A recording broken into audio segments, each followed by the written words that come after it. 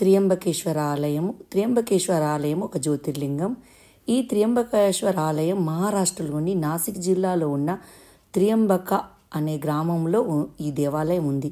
ఇది హిందువులందరికీ ప్రధాన విశ్వాస కేంద్రంగా విరాజిల్లుతుంది. ఈ క్షేత్రం ద్వాదశి జ్యోతిర్లింగ క్షేత్రం. ఇక్కడ ఉన్న జ్యోతిర్లింగం ఇతర జ్యోతిర్లింగాలతో పోలిస్తే దీనికి ప్రత్యేక ప్రాముఖ్యత ఉంది. ఈ ఆలయంలో శివుడు మహామృత్యుంజయ రూపంలో ప్రతిష్ఠించబడ్డాడు. అంతేకాకుండా త్రిమూర్తుల లింగాలుగా ప్రతిష్ఠించిన ఏకైక జ్యోతిర్లింగం ఇదే. ఈ జ్యోతిర్లింగాలు బ్రహ్మ, విష్ణు, మహేశ్వరులు అంటే త్రిమూర్తుల గుర్తింపుగా పరిగణిస్తారు. ఈ దేవాలయం హిందువులకు చాలా ప్రత్యేకమైనది. ఈ దేవాలయం 268 సంవత్సరాల నాటిదని చెప్తారు. ఈ ఆలయం నాసిక్, బ్రహ్మగిరి, నీలగిరి, కలిగిరి అనే 3 కొండల దిగువ పచ్చని చెట్ల మధ్య ఉంది. ఇది 12వ ప్రధాన జ్యోతిర్లింగ ఆలయాలలో ఒకటి. గోదావరి జన్మస్థానం వద్ద త్ర్యంబకేశ్వర శివాలయం నిర్మించారు. గోదావరి నది నాసిక్లో పుట్టి ఈ రాష్ట్రం నుంచి ప్రవహిస్తూ ఆంధ్రప్రదేశ్లోని అంతర్వేది వద్ద బంగాళాఖాతం వద్ద కలుస్తుంది.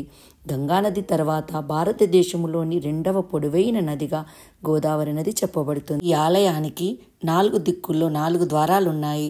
తూర్పు ద్వారం ప్రారంభం, పశ్చిమ ద్వారం పరిపక్వత, ఉత్తర ద్వారం ద్యోతకం, దక్షిణ ద్వారం పూర్తిని సూచిస్తాయి. శ్రావణ మాసంలో ఈ ఆలయానికి సుదూర ప్రాంతం నుండి భక్తులు భారీగా చేరుకుంటారు. కాలసర్పదోష నివారణకు శివుణ్ణి ఆరాధిస్తారు. శ్రావణ మాసంలో త్ర్యంబకేశ్వరుని దర్శించుకోవడం చాలా పుణ్యం లభిస్తుందని విశ్వాసం. ఈ ఆలయం గోదావరి నది ఒడ్డున నల్లరాళ్లతో నిర్మించబడింది. ఆలయానికి ఒక పురాణ కథ కూడా ఉంది. ఇక్కడ చాలామంది ఋషులు కలిసి జీవించారని చెప్తారు. అయితే ఈ ఋషులలో కొందరు గౌతమ మహర్షిని ద్వేషించారు.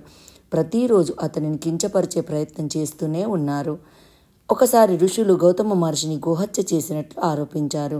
గోహత్య పాపాన్ని పోగొట్టడానికి గంగాదేవిని ఇక్కడికి తీసుకుని రావాలని చెప్తారు. అప్పుడు గౌతమ మహర్షి ఈ ప్రదేశంలో శివలింగాన్ని స్థాపించి పూజించడం ప్రారంభించారు. గౌతమ మహర్షి తపస్సును మెచ్చిన శివుడు సంతోషించి పార్వతితో ప్రత్యక్షమయ్యాడు.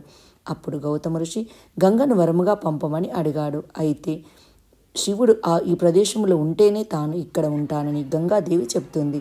దీంతో శివుడు త్ర్యంబకేశ్వర జ్యోతిర్లింగ రూపంలో అక్కడ నివసిస్తానని అంగీకరిస్తాడు.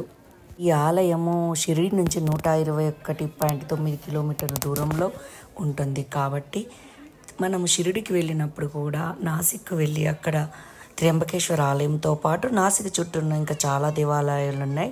అన్నిటిని మనము షిరిడిలోకి వెళ్ళినప్పుడు కూడా చూసి రావచ్చు. ఈ వీడియో మీకు నచ్చినట్టయితే కామెంట్ చేయండి, సబ్స్క్రైబ్ చేయండి.